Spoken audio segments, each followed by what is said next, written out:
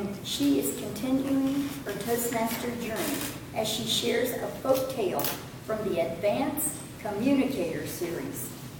This particular folk tale reigns from the villages of Africa. It is entitled The Baby Mouse and the Baby Snake. Help me welcome Brenda Adams as she presents assignment number 1 of the Advanced Communicator series, Storytelling. Brenda Adams.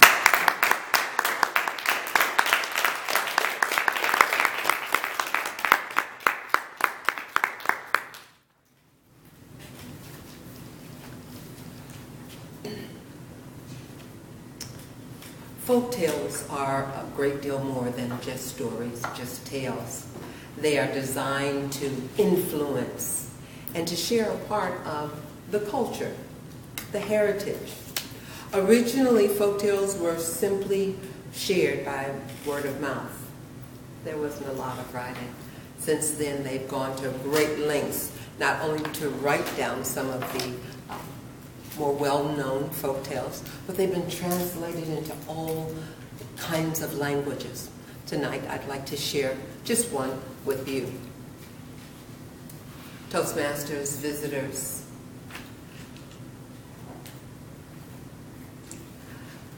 a mouse and a snake, right? Well, the mouse actually has an offspring. Guess what the mouse's offspring was? Anybody? A mouse. A mouse, absolutely. Around that same time, the snake had an offspring. And that offspring was a snake. Absolutely. That's exactly what it was. They came with unopened eyes, no preconceived ideas about what is okay and what isn't. The mother mouse and the mother snake saw their job as to nurture, to influence, and to keep them safe, which they did quite well. As the baby mouse and the baby snake grew, the parents allowed them to venture out a little more and a little more. And as they did that, they actually met not far from where the two individuals lived. They struck up a friendship. They played with one another. At the end of the day, they both went home, still very happy.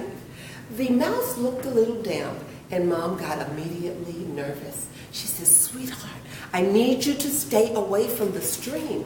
It is so fluid. It is liable to grab you and take you down, and Mommy won't be able to help you." Out of her concern, she shared that with them. After a long day of play, it was just a matter of curling up and taking a nap. The next morning, they both, the baby snake and the baby mouse, they both ventured out, can't wait to meet with one another, and again, they played and they played and they played. At the end of the day, they came home. This time, Mom was very concerned. Mother Mouse said, "I told you to stay away from the stream. I want you to be safe." And with those little baby mouse eyes, looked up and said, "I wasn't in the stream. That was my friend, the snake. He was just licking on me. It was his saliva." Immediately, the look in the mother's eyes of the mother mouse immediately changed. Concern, fear, fury, wasn't sure, but there was something different in Mommy's eyes. With a very quiet, almost dangerous tone, she said, "Are you not aware that snake is not your friend? They are our mortal enemy. Not only do you not play with them, don't go near them. They're liable to put venom in you and take you away. This would be the end of you." The mouse, not quite sure that they understood or even agreed, but heard the seriousness in the voice, promised, "I won't play with them. I won't play with them." Around the same time, the snake is going home to Mom, and he's swirling. And Mom says, "Since when have you been eating without me?" I thought we ate together. And the snake says, I didn't eat. She said, look at all those hairs on your tongue. You had something. He says, no, I didn't eat. I was playing with my friend, the mouse. I was just licking him. Different set of eyes, same fury. Are you not aware? That is our favorite food. Why would you not? Do you not see? Sometimes we have this on our, this is what we enjoy eating. Tomorrow, I want you to go down there and to meet your friend, and this time, when he comes to play, I want you to insert the venom. You remember how Mommy showed you how to do the venom? Insert the venom and bring that mouse home for your family. Yeah. Seeing the seriousness in Mommy's voice and knowing that he now had a job to do, he promised to do just that. The next day at their play area, the mouse approached and the snake approached. And then the snake said, come play. And the mouse said, I have to remember the words of my mommy. She said that we can't be friends. That at some time, you are going to see me as food. So it was important for me to see you, not as a friend, but as a danger. From that day on, the animosity between the two grew. They never approached one another. When the snake went home, he says, where's dinner? Where's dinner, Bo? And the snake says, Mommy, he wouldn't even come near me. His mother told him that I was a danger. The moral of the folk tale is that the words of the elders may be bitter, but there is wisdom in those words. When I read this, I thought, how often have we been told from the very beginning, they are not your friend. They do not like you. They do not mean you harm.